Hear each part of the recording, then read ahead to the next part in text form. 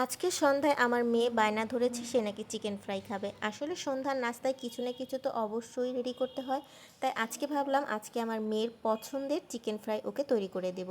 তো ফার্স্টে chicken fry তৈরি করার জন্য চিকেনটাকে ম্যারিনেশন করে নেব। আর তার জন্য আমি এখানে আদা বাটা নিয়ে নিলাম, রসুন বাটা দিয়ে দিব, আর এখানে আমি অল্প পরিমাণে জিরা বাটা দিয়ে দিলাম। আসলে এখানে কিন্তু জিরে ভাজা করে দিলেও খুব বেশি ভালো লাগে।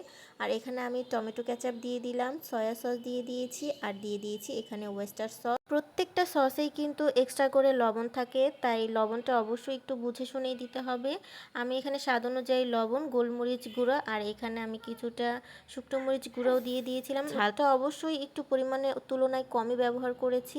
এখন আমি আগে থেকে কেটে ধুয়ে পরিষ্কার করে নিয়েছিলাম চিকেনটা থেকে। আমি পানিটাও খুব ভালোভাবে ঝরিয়ে নিয়েছি, খুব ভালোভাবে ম্যারিনেশন করে নেব। আর এখানে আমার মেয়েকে আমি পাঠিয়েছিলাম ফ্রিজ থেকে ডিম আনার জন্য। আমার ফ্রিজটা যেহেতু অনেক বেশি ছোট, তাই ও বিভিন্ন কাজেই আমাকে হেল্প করতে পারে। একটার মতো ডিম দিয়ে দিলাম।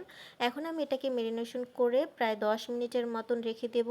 আসলে চিকেন ম্যারিনেশন করে রেখে দিলে কিন্তু এটা খেতেও যেমন ভালো লাগে, আর এটা ভাজতেও কিন্তু সময়ও অনেক অল্প লাগে। তো রেখে দেওয়ার পর এখন আমি এর মধ্যে 1 কাপের মতন ময়দা মিশিয়ে নিব। আজকে একটু ভাবলাম অন্যভাবে চিকেন ফ্রাইটা করি, আসলে এভাবে খেতেও কিন্তু ভালো লাগে। তো ময়দা দিয়ে দেওয়ার পর এখন ময়দার সাথে সব কিছু উপকরণ একটু ভালোভাবে আরও একটু মিক্স করে নেব। আর তেল কিন্তু আমি আগেই প্যানে গরম করতে দিয়ে দিয়েছি। বেশিরভাগ সময় চিকেন ফ্রাইটা যেভাবে করা হয় ময়দায় আলাদা করে কোট করে তারপরে ক্রিস্পি করে যে চিকেন ফ্রাইটা করা হয় সেটাই বেশিরভাগ সময় ভাজা হয়, তবে আজকে একটু এভাবেই খেতে ইচ্ছে করছিল। সত্যি কথা বলতে গেলে চিকেন আসলে যেভাবেই ভাজা হোক না কেন সেভাবেই কিন্তু এটা খেতে ভালো। বড়রা তো এই চিকেন ফ্রাইটা খেতে অনেক বেশি পছন্দ করি, সাথে ছোটরাও কিন্তু এই চিকেন ফ্রাইটা খেতে বেশ পছন্দ করে। আমার মেয়ের জন্য যেহেতু স্পেশালি এটা তৈরি করা হচ্ছে, তাই আমি কিন্তু এখানে ঝালের পরিমাণটা একদমই কম রেখেছি যাতে করে ও খেতে পারে। এখন চিকেনগুলোকে ভেজে নিচ্ছি।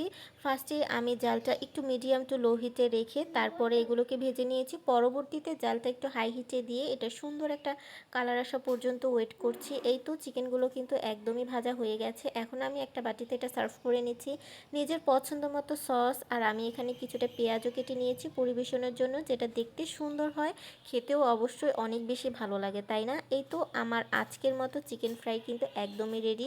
আর এই চিকেন ফ্রাইটা করতে কিন্তু তেমন একটা ঝামেলাও হয় না। তো যাই হোক, আপনাদের কাছ থেকে আজকে আমি বিদায় নিয়ে নিচ্ছি। সবাই ভালো থাকবেন, সুস্থ থাকবেন, আর আমার পেজটা অবশ্যই ফলো দিয়ে রাখবেন। আর যদি ইউটিউব থেকে আমার ভিডিওগুলো দেখে থাকেন অবশ্যই আমার চ্যানেলটা সাবস্ক্রাইব করে দিবেন। তো দেখা হবে আপনাদের সাথে নেক্সট অন্য কোনো ভিডিওতে। আল্লাহ হাফেজ সবাইকে।